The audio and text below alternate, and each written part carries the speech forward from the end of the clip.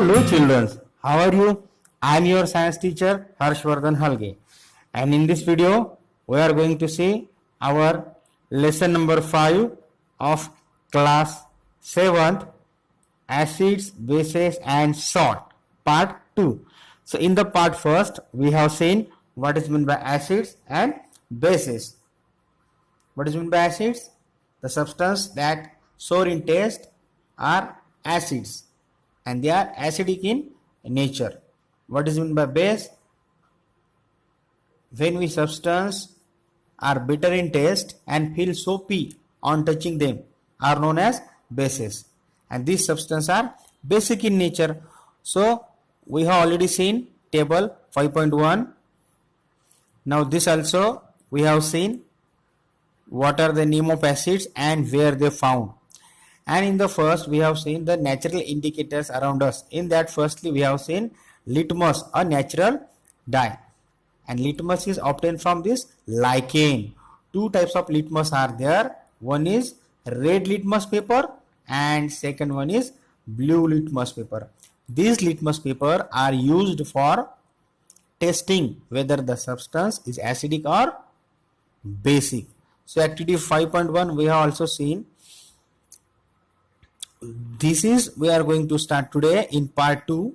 The solutions which do not change the color of either red or blue litmus are known as neutral solution. Neutral solution मतलब क्या? कोई भी solution हो जो red और blue litmus में अपना कलर नहीं बदलता हो उसे कहते हैं हम लोग neutral solutions. So this substance are neither acidic और बेसिक. ना तो एसिडिक होते हैं ना ही बेसिक होते.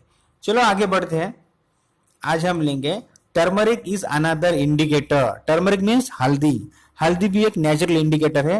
अब वो किस तरह से हमें दर्शाती है, किस तरह से इंडिकेट करती है कि बाकी चीजें जो सब्सटेंसेस है, सॉल्यूशन है, वो एसिडिक है या फिर बेसिक है. चलो क्या करना है हमें यहाँ पे. टर्मरिक मतलब हल्दी पाउडर लेना है, उसकी थोड़ी पेस्ट बनानी है. मैं जल्दी जल्दी पढ़ लेता हूँ, आप लोग समझ लो. और फिर क्या किया हमने. Turmeric by paper depositing turmeric paste on blotting paper, filter paper and drying it. Cut this strip on the yellow paper obtain. Put a drop of soap solution on the strip of turmeric paper. What do you observe. यहाँ पे हुआ क्या है. यहाँ पे क्या हमने थोड़ी सी पेस्ट ली, पेपर के ऊपर डाली.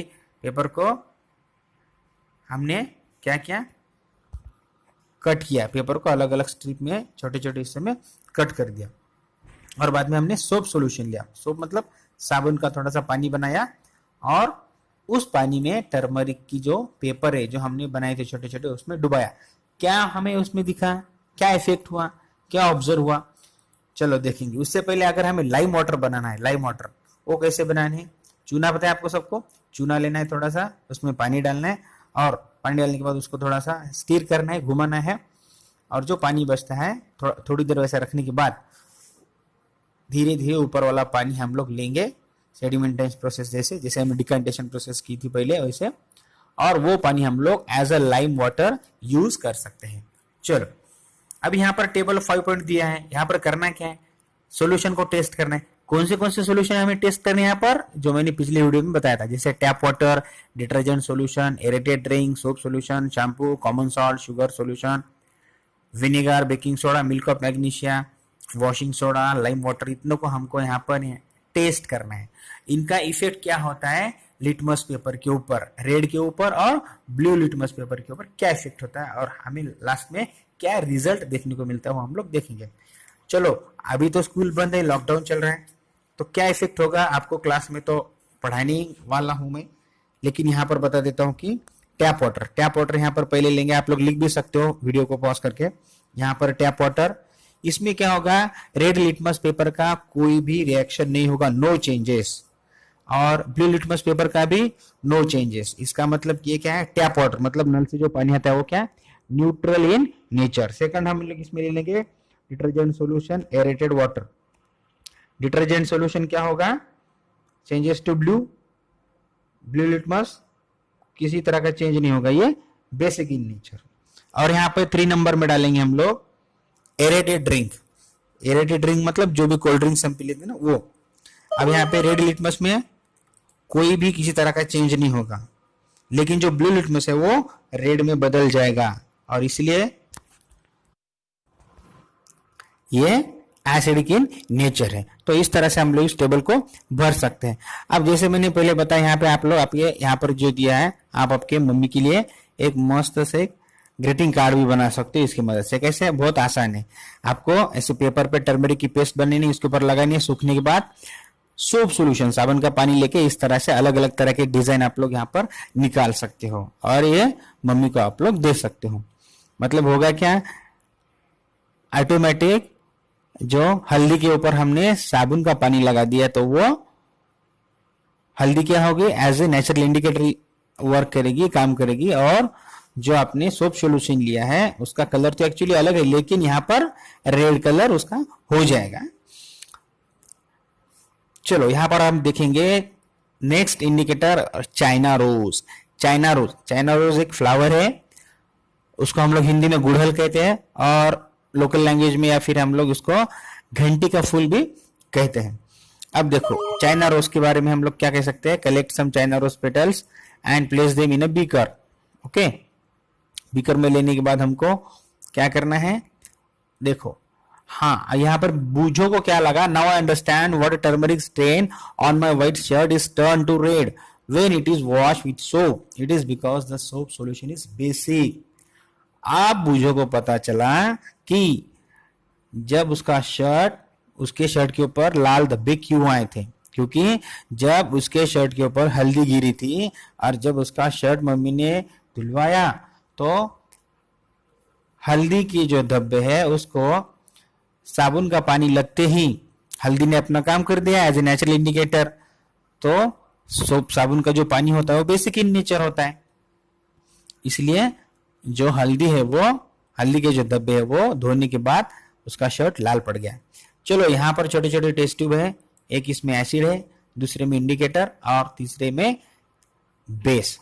China rose flower and indicator prepare from it. अभी चाइना रोज फ्लावर से हम लोग इंडिकेटर कैसे बनाते हैं, चलो यहाँ पर टेबल 5.3 है, देखेंगे कैसा करते हैं। यहाँ पर ऑलरेडी जैसे मैंने कहा अभी तो स्कूल चालू है ही नहीं, ऑलरेडी मैंने यहाँ पर ये करके दिया। मैं क्या आपका इफेक्ट होगा टर्मरिक सॉल्यूशन के ऊपर वो मैं आपको बताता हूँ। हल्दी सॉल्यूशन के ऊपर, हल्दी का जो पानी हमने बनाया है उसके ऊपर क्या इफेक्ट होगा इन चीजों का, सॉल्यूशन का, वो देखेंगे। अभी लेमन जूस है, लेमन जूस के ऊपर अगर लेमन जूस में हमने या फिर टर्मरिक सॉल्यूशन में थोड़ा सा लेमन जूस ऐड किया, एक दो जो नींबू का रस है उसमें ऐड किया, तो क्या होगा, no changes, there is no changes. इसका मतलब क्या हो, एसिडिक और न्यूट्रल हो सकता है। लेमन जूस तो एसिडिक है, हमको पता है, खट्टा होता है ना, ऑफ कोर्स। तो ऑरेंज जूस, ऑरेंज जूस के ऊपर टर्मरिक सॉल्यूशन का कोई इफेक्ट होगा क्या, नहीं होगा, क्योंकि ये भी एसिडिक इन नेचर है। विनेगर, विनेगर को क्या कहते हैं, विनेगर तो पता है आपको, विनेगर को सरसा कहते हैं, और उसके साथ साथ हम लोग इसको खाने में यूज करते हैं। ये भी, इसमें भी कोई चेंजेस नहीं होंगे, तो ये एसिडिक इन नेचर होगा। अभी मिल्क ऑफ मैग्नीशिया, ये मिल्क ऑफ मैग्नीशिया होता क्या है, एक्चुअली मैग्नीशियम हाइड्रोक्साइड का सॉल्यूशन होता है, जिसकी वजह से ये लिक्विड फॉर्म में होता है, और हम लोग इसको, इसके ऊपर चेंजेस क्या होगा टर्मरिक सॉल्यूशन का, इट चेंजेस टू रेड, लाल हो जाएगा। इसका मतलब क्या है, वो बेसिक इन नेचर, हमारा रिमार्क क्या होगा, basic in nature. Baking soda, baking soda तो हम सबको पता है, इसका भी सॉल्यूशन जो है वो चेंजेस टू रेड हो जाएगा, इसका मतलब ये भी basic in nature. Lime water, जो चूना का हमने पानी बनाया है वो भी क्या है, लाल हो जाएगा, इसका मतलब वो बेसिक इन नेचर। अब हम देखेंगे शुगर, शुगर तो सबको पता है, चीनी, चीनी में कोई भी जो सॉल्यूशन है, शुगर सॉल्यूशन, उसमें किसी तरह का चेंजेस नहीं आएगा, इसका मतलब ये acidic. And common salt, common salt मतलब हमारा नमक, या फिर ये एसिडिक हो सकता है, फिर या न्यूट्रल हो सकता है। तो इस तरह से आप लोग भर सकते हो, आपने ये वाला आपकी टेक्स्ट बुक में पेंसिल के मदद से भर सकते हो। चलो आगे बढ़ते हैं। ठीक उसी तरह से टेबल 5.4 दिया है, यहाँ पर सॉल्यूशंस कौन सी दिए, shampoo, shampoo solution, lemon juice, soda water, sodium hydrocarbonate solution, vinegar, sugar solution and common salt solution. ठीक इसी तरह से यहाँ पे इनिशियल कलर क्या होगा और फाइनल कलर क्या होगा। यहां पर हम लोग देख सकते हैं कि पहले अगर हम लोग ये जो कॉमन सॉल्ट सॉल्यूशन है, ये जो हमने दिए यहाँ पर इतने सारे solution, shampoo, lemon juice, soda water, sodium hydrocarbonate, hydrogen carbonate, vinegar, sugar solution और कॉमन सॉल्ट, इन सबको टेस्ट करने के लिए मैंने जो कहा आपको कि चाइना रोज का हम लोग किस तरह से बनाने वाले सॉल्यूशन इंडिकेटर, थोड़ा सा गर्म पानी थोड़ा सा बीकर में लीजिए और उसमें थोड़े से पेटल्स डाल दीजिए। थोड़ी देर के बाद वो जो चाइना रोज के जो पेटल्स है, वो पेटल्स उसमें रहने के बाद वो अपने आप एज अ इंडिकेटर काम में आ जाएगा, क्योंकि उसका पानी कलरफुल हो जाएगा। अब उसकी चार पांच बूंदे हमको इस यहाँ पर दिए वाले हर सॉल्यूशन में ऐड कर कर देखनी है कि इस पर हमें क्या रिजल्ट आता है। अब ये तो हम लोग आप घर पे करो, और यहाँ पे इनिशियल कलर कौन से, जैसे मैं आपको हिंट के तौर पे दिखा दूं, यहाँ पे मिल्की कलर आ सकता है, डायरेक्टली व्हाइट कलर आ सकता है, बाकी सब कुछ कलरलेस हो सकते हैं, कुछ कलरफुल हो सकते हैं। इधर फाइनल कलर कौन सा होगा फिर वो आपको लिखना है। ग्रीन कलर हो सकता है, मैजेंटा हो सकता है, या फिर कलर ही नहीं होता तो आपको यहाँ पे पेंसिल की मदद से लिखना है यहाँ पर, जब स्कूल में आकर अपने टीचर से कंफर्म करवाना है। अब यहाँ पर क्या है, बूझो को लग रहा है कि I am not getting the same result when using solid baking soda on dry litmus paper. हुआ है, ऐसा क्यों हो रहा है, क्यों रिजल्ट नहीं मिल रहा है? क्योंकि उसके लिए हमें क्या करना पड़ेगा, सॉल्यूशन बनाना पड़ेगा बेकिंग सोडा का, और फिर उसमें लिटमस पेपर डाल के ट्राई करना पड़ेगा। अब यहाँ पर एक्टिविटी 5.4 है, उसके पहली ने आपके लिए एक रिडल दी है। Coffee is brown and bitter in taste, it is an acid, is it an acid और base? Don't give the answer without any test, you are in the dark with its taste. अब ये पहली तो आपके लिए है, ये solve करनी पड़ेगी आपको, ये रिडल आप सॉल्व करो, very easy and simple interesting. यहाँ पर एक्टिविटी 5.4 है, जहां पर हमें करना क्या है, इसके लिए teacher is requested to get the dilute solution of the following chemicals from in her school laboratory और from nearby school. Hydrochloric acid चाहिए, sulphuric acid, nitric acid, acetic acid, sodium hydroxide, ammonium hydroxide and calcium hydroxide, मतलब lime water, मतलब चीनी का जो पानी हमने बनाया था ना वो वाला। इतनी सारी चीजें हमें चाहिए, यहाँ पर टेबल 5.4 में हमें वो ऐड करनी है, 5.5 में सॉरी। इसके लिए नीचे है, तब से उसके पहले हम लोग यहाँ पर पढ़ेंगे acid rain. Are you familiar with the term acid rain? Acid rain मतलब आम्ल वर्षा। Have you ever heard about damaging effect of acid rain? ये जो एसिड रेन होता है, आम्ल वर्षा होती है, उससे क्या नुकसान होता है? As the name indicates, the rain containing excess of acids is called as acid rain. Where do these acid comes from? जैसे ही नाम में है कि उस जो भी बरसात का पानी आता है उस पानी में होता है एसिड, उस पानी में होता है एसिड। और ये एसिड आता कहां से है? पानी में एसिड, ये तो अचंभे की बात है ना। The rain becomes acidic because carbon dioxide, sulphur dioxide and nitrogen dioxide which are released into the air as a pollutants।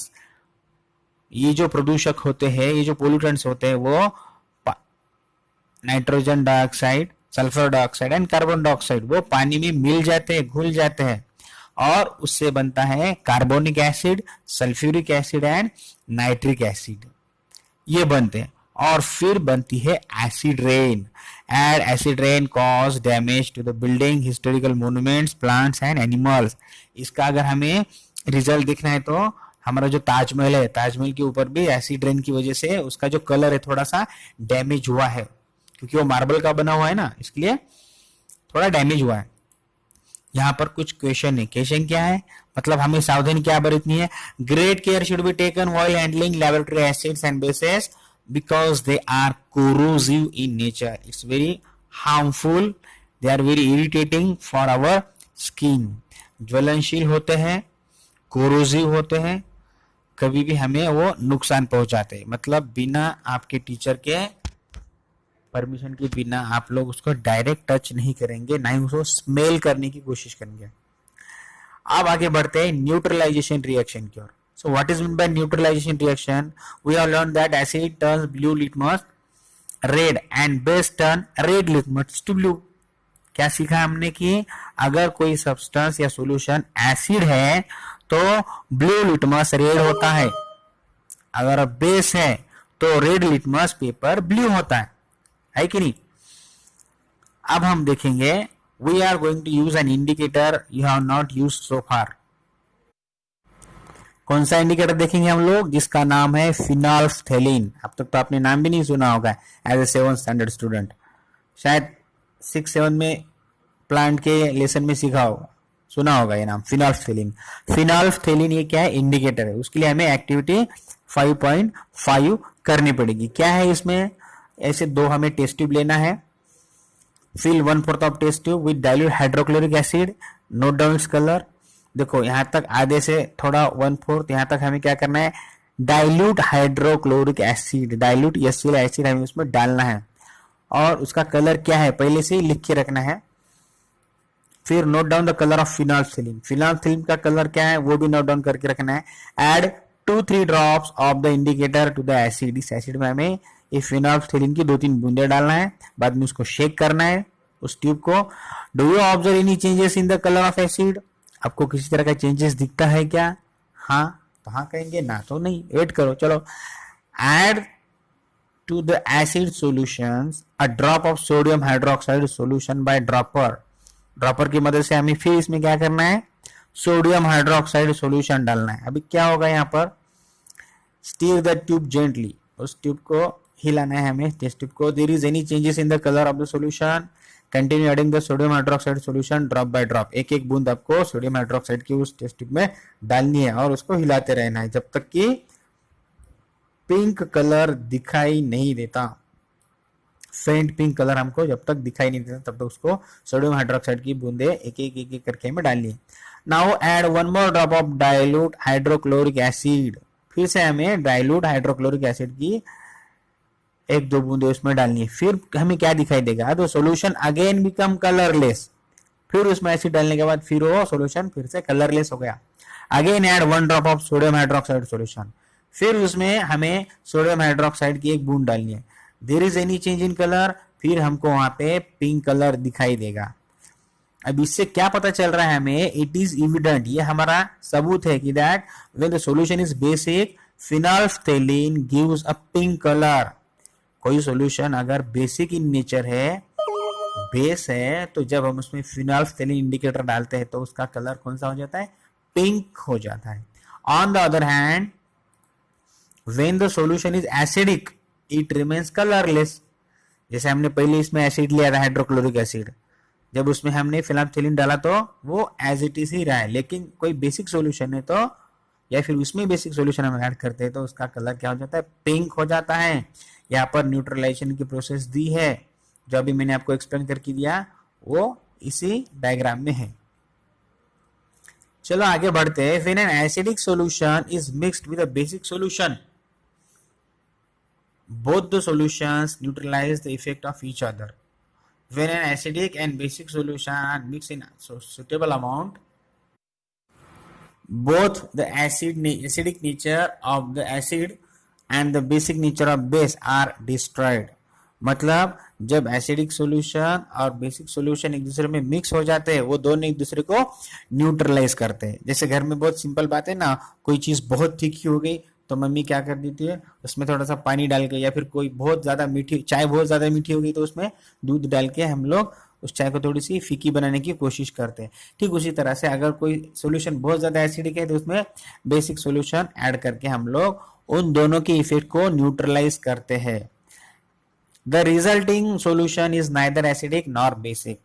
Touch the test tube immediately after neutralisation. देखो फिर होता क्या है, जब न्यूट्रलाइज होने के बाद मतलब एसिड और बेस दोनों एक दूसरे में डाल दिए, तब जब हम उस टेस्ट ट्यूब को टच करके देखेंगे तो क्या न्यूट्रलाइजेशन प्रोसेस तो होगी, लेकिन उसके साथ साथ और एक बात होगी, क्या, what do you observe in neutralisation reaction, heat is always produced. वहां पर हीट प्रोड्यूस्ड होती है और हीट इवॉल्व होती है। The evolve heat raise the temperature of the reaction mixture. जब भी न्यूट्रलाइजेशन प्रोसेस होती है तब वहां पे हीट प्रोड्यूस होती है, हमेशा ध्यान रखिए। In neutralisation reaction a new substance is form, it is called salt. Salt may be acidic, basic or neutral in nature. Thus, neutralization can be defined as The reaction between an acid and a base is known as neutralization. Salt and water are produced in this process with the evolution of heat. जब कभी भी neutralisation की process होती है acid और base के बीच में, तब हीट इवॉल्व होती है, वहां पे गर्मी पैदा होती है और इसमें प्रोडक्ट क्या निकलता है, salt and water. Salt and water are produce with this process. यहाँ पर उसका उस केमिकल रिएक्शन का यहाँ पर दी है reaction acid plus base, it gives salt and water, heat is evolve, यहाँ पर गर्मी बनती है. The following reaction is an example के तौर पर hydrochloric acid HCl plus sodium hydroxide NaOH, it gives sodium chloride NaCl plus water H2O निकलता है यहाँ पर, मतलब सोडियम NaCl प्लस H2O निकलता है. ये हो गई न्यूट्रलाइजेशन रिएक्शन का example. Bujo added dilute sulfuric acid to lime water. Will the reaction mixture become hot or cool? अब बुजी ने क्या किया, sulphuric acid to lime water कर दिया. क्या होगा यहाँ पर रिएक्शन कौन सी होगी, बिकम हॉट और कूल? आप मुझे कमेंट करके बताइए. Neutralisation in everyday life. Neutralisation in everyday life. चलो कौन से प्रोसेस है, इंडाइजेशन. सबसे बढ़िया एग्जांपल है न्यूट्रलाइजेशन का इंडाइजेशन. आपने जब आप खाना खाते हो, बहुत ज्यादा खाना खाते हो ठूस के, तब जब बहुत ज्यादा खाना हो जाता है तो इंडाइजेशन होता है, गले में आपको खट्टी खट्टी डकार आने लगती है. होता क्या है, our stomach contains hydrochloric acid, already हमारे पेट में होता है, जो कि हमें डाइजेस्ट करने में मदद करता है फूड को. फिर होता क्या है, but too much of acid in the stomach causes indigestion. बहुत ज्यादा एसिड अगर तैयार हो गया हमारे पेट में तो इंडाइजेशन की प्रॉब्लम होती है. समटाइम्स इंडाइजेशन इज पेनफुल, बहुत तकलीफ होती है. अब इससे हमें छुटकारा पाने के लिए we take an antacid such as milk of magnesia which contains magnesium hydroxide. जैसे मैंने कहा था ना, मिल्क ऑफ मैग्नीशिया. ये मिल्क ऑफ मैग्नीशिया कोई जानवर का नाम नहीं है, जानवर के दूध का नाम नहीं है. It is a form of, yes, किससे बनता है वो, मैग्नीशियम हाइड्रोक्साइड से. It is the solution of magnesium hydroxide. और करता क्या है, it neutralises the effect of excessive acid. मतलब एग्जांपल मैं आपको बताऊं तो आप लोग जब बहुत ज्यादा एसिडिटी हो जाती है, आप लोग क्या करते हो, इनो या फिर इससे बहुत सारी दवाइयां खाते हो, है कि नहीं.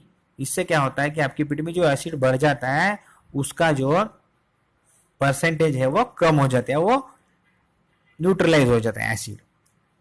एंड बाइट मतलब क्या, जब आपको चींटी काटती है मतलब होती क्या है, वो अपने मुंह से एसिटिक लिक्विड, जिसे हम कहते हैं फॉर्मिक एसिड रिलीज करती है हमारे बॉडी के ऊपर, स्किन के ऊपर, और तब जाके हमें उसकी चींटी के काटने का एहसास होता है. और जब हमें इसको अगर न्यूट्रलाइज करना है, चींटी के काटने की जो खुजली है वो न्यूट्रलाइज करनी, तो उसके लिए हमें सोडियम हाइड्रोकार्बोनेट या फिर बेकिंग सोडा या फिर कैलामाइन सॉल्यूशन को उस जगह पर लगाना होगा, जिससे कि जिंक कार्बोनेट होने की वजह से हमारा जो दर्द है, वो जो चींटी काटने का एहसास है, वो थोड़ा कम हो जाएगा. अब सॉइल ट्रीटमेंट की बात करते हैं. सॉइल ट्रीटमेंट, बहुत ज्यादा केमिकल फर्टिलाइजर, रासायनिक खतों का इस्तेमाल करने की वजह से, इस खाद की वजह से सॉइल एसिडिक हो जाती है, plants do not grow well, और जो जमीनें बंजर होने लगती है. और इसलिए सॉइल ना तो एसिडिक होनी चाहिए ना ही बेसिक होनी चाहिए. When the soil is too acidic, it is treated with bases like quicklime. Calcium oxide से अगर बहुत ज़्यादा एसिडिक हो गई तो कैल्शियम ऑक्साइड उसमें डालते हैं ताकि उसको थोड़ा न्यूट्रलाइज किया जा सके. और स्लेक लाइम, कैल्शियम हाइड्रोक्साइड डालते हैं. If the soil is basic, अगर बेसिक हो गई तो उसमें ऑर्गेनिक मैटर डालते हैं, कंपोस्ट, शेनखत वगैरह हम कहते हैं ना, वो डालते हैं ताकि वो थोड़ा लेवल में आ जाए और थोड़ी एसिडिक हो जाए. Organic matters release acids which neutralize the basic nature of the soil. Basic nature कम करने के लिए उन ऑर्गेनिक मैटर की वजह से सॉइल में एसिडिटी बढ़ती है और उसकी जो पैदावार है वो अच्छी तरह से होती है. अब हम देखेंगे factory waste. The wastage of many factories contain acid if they are not allowed to flow into the water bodies. If they are allowed to flow into the water bodies, the acid will kill the fish and other organisms. The factory wastes are therefore neutralized by adding basic substances. Factory में से निकला हुआ गंदा पानी भी उसमें treatment करके उस फैक्ट्री वेस्ट को साफ बना के बाहर छोड़ा जाता है, ताकि जो छोटी छोटी जीव जानवर है वाटर बॉडीज के वो मरे ना, like fish and other organism. So इस तरह से हमारा लेसन खत्म होता है बच्चों यहाँ पर। बाकी भाग हम लोग एक्सरसाइज अगले वीडियो में देखते हैं। तब तक के लिए आप लोग स्टे सेफ, स्टे हेल्दी।